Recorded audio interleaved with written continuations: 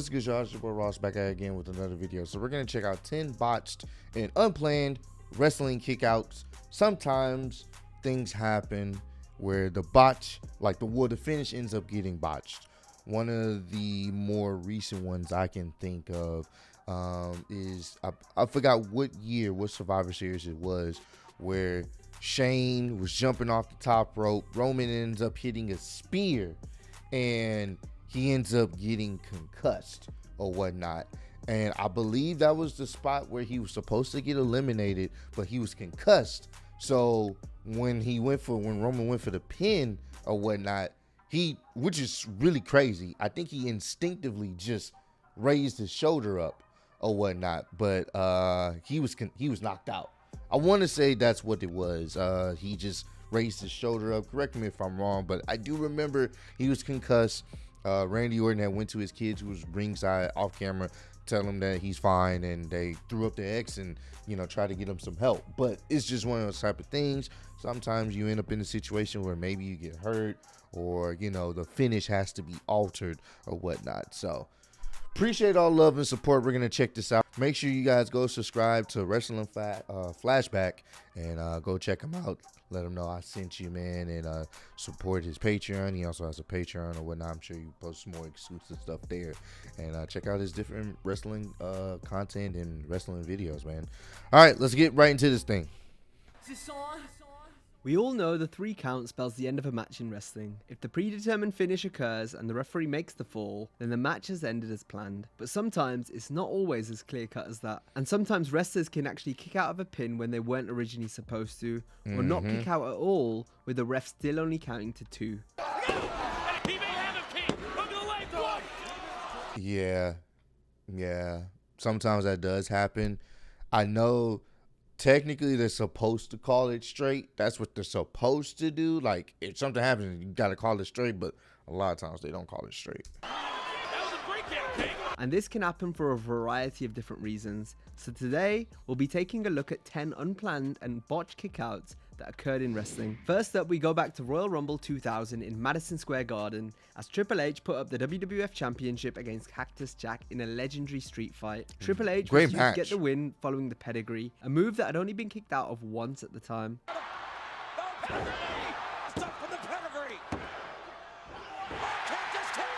However, Cactus Jack wanted the game to hit him with the pedigree onto the thumbtacks to finish the match. So after the first pedigree only got 2, Triple H would argue with the referee Earl Hebner in the corner, allowing Cactus to get back to his feet, only for him to walk into a second pedigree, hit onto the tacks this time. Brutal. Oh my God. Which got the 3, allowing the game to retain the WWF title. Foley kicking out on the fly proved to be a good decision, as it gave us an iconic spot to end an iconic match. That was a great call.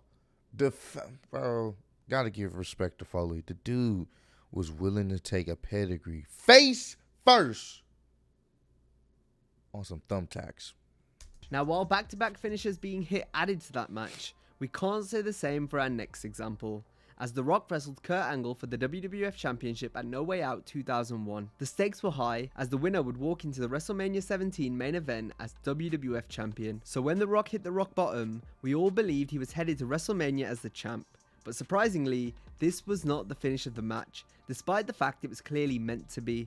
Instead of counting all the way to 3, referee Earl Hebner stopped his count at 2, signaling that Angle had got the shoulder up, much to the confusion of the fans who all thought the match was over.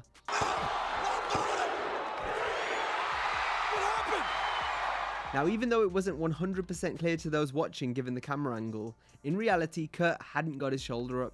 Hebner had messed up thinking Angle was about to kick out, so when he didn't, Earl instead acted as if he had. Earl probably thought that was the first rock bottom. I believe we hit a rock bottom earlier in the match and Earl forgot. So the finish was supposed to be the second rock bottom, and Earl thought the second one was the first. The Rock was pissed. The Rock would then perform a second rock bottom. He picked me up, rock bottomed me, and told Earl, count the motherfucking finish. That sounds about right. I can see why he was being mad. Like, bro, what the fuck? Count the goddamn finish, bro. And Earl would do just that, with The Rock getting the three. win and winning the WWF Count the title. motherfucking Both Rock and finish. Angle were upset with the botch finish, but despite this, they still had an excellent Bro, he was mad. I don't pick my fucking hand up. He was mad. match, and the fans went home happy. Now, while Hebner should have known the finish, we can probably forgive the referee in our next example for not counting the fall given the circumstance. I think Neville had got injured in this match with Jericho. Yeah. As Chris Jericho took on Neville in a match on Raw in 2016. Early into the match, Neville would injure himself when sliding underneath Jericho. Neville would still manage to execute some moves, but eventually collapsed to his knees. Jericho, realizing Neville was hurt, called an audible and looked to immediately end the match with a roll-up. However, referee Charles Robinson was unaware of Neville's injury, so therefore did not count to 3, as this was not the planned finish, despite the fact Neville didn't kick out. Hold on here. Again, Jericho rolling up Neville here, shoulders down. Does he have him? No. Kick out at 2. The ref's decision to not make the pin enraged Jericho, who then began to get in Robinson's face, with Y2J screaming how Neville was hurt. Oh no, he was mad, bro.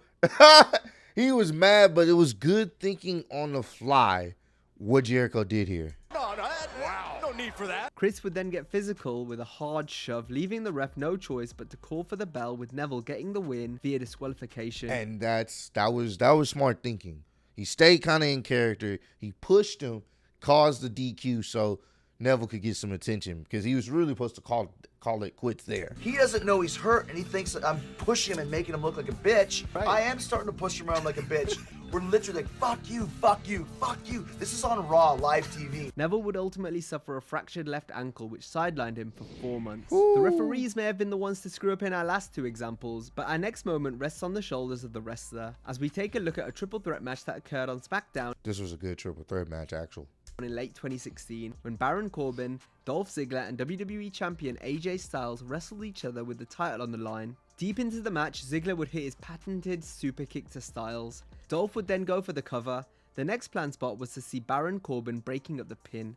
However, Corbin would be late getting into the ring, meaning Styles had to get his shoulder up since this wasn't the planned finish. Did actually add to the match. This was one instance where things not going to plan actually worked out. The same probably can't be said for this next match, which was a fatal 4-way for the WCW Championship taking place on Nitro in 1999, pitting Hollywood Hulk Hogan, Goldberg, DDP, and Ric Flair against each other. Late in the bout, Goldberg would hit his spear and jackhammer combination to Hogan. Hollywood would kick out of the spear as planned, but the cover following the jackhammer was set to be interrupted by an interfering Kevin Nash. However, Nash would be late entering the ring and wasn't going to get there in time to intercept the pinfall. This meant Hogan was forced to kick out. Nash is up there set, Tony. Nash coming to the ring. Nice This audible. was significant as it was the first time that Goldberg's jackhammer had been kicked out of. This could have been saved for a bigger stage. I see what he's talking about, because there was a lot of going on, so he wasn't supposed to kick out of it at the time, obviously, and Nash was supposed to come in and break it up. But if Nash would have caught in and broke it up, it would have saved his finisher not being kicked out. But he had to call an audible, so he had to kick out. Played out as a massive near fall, but instead it came about due to a botch and didn't get anywhere near the reaction it could have given the circumstances. Yeah. Nash might have been at fault for the last pinfall, but he would be the victim of our next unplanned kickout. It went down when Big Sexy challenged Triple H for the World Heavyweight Championship inside Hell in a Cell at Bad Blood 2003, with Mick Foley acting as a special guest referee. It was a brutal, bloody encounter in which all 3 men involved bled heavily. Foley would be bumped numerous times in the match, but got up each time, including towards the end of the encounter, where he would take a nasty bump against That the was a cell. nasty After this bump. spot, Woo. Nash would deliver the jackknife powerbomb to Triple H and follow it up with a pin. As soon as Nash hooked the leg, Foley would spring back into the ring to make the count, but could only make it to 2 as the game kicked out. Foley was actually meant to stay down, while Nash was to attempt to cover. He would then abandon the pin to see where Mick was, but since the hardcore legend leaped back into the ring to make the count, Triple H then had to kick out. It made for some good Allowing the rest of theatrics. the match to play out as planned, with the game retaining his title following a sledgehammer shot and pedigree.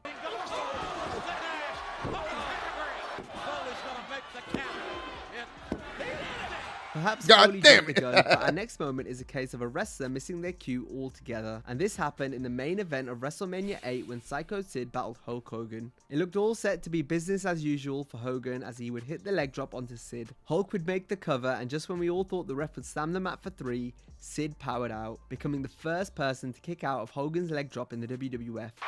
It's all over! No, no, no, no! And this would prove to happen in almost identical circumstances to when Hogan became the first person to kick out of Goldberg's jackhammer, as we discussed earlier. Following the leg drop kick out, Hogan, Sid and Harvey Whippleman then did some stalling until Papa Shango finally made his way out. Shango had got a late cue from the gorilla position and was meant to be the one to break up Hogan's pin following the leg drop, thus causing a DQ. I'm sitting behind the curtain. They said, do not go until we give you the cue.